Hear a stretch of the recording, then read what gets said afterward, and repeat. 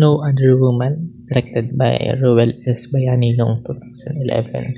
So, pinapakita ng story na ito yung love, infidelity, and complexities ng isang relationship na pinapanguna ni Ann Curtis, Derek Ramsey, and Christine Reyes.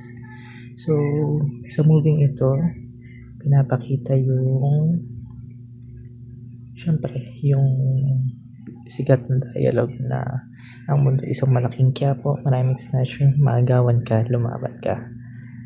And I think yung nito is more an exploration of complex emotional and moral dilemmas. And pagpapakita ng love, infidelity nga, personal growth, and resonating with audience and leaving a lasting impact. And if I would rate it, siguro mga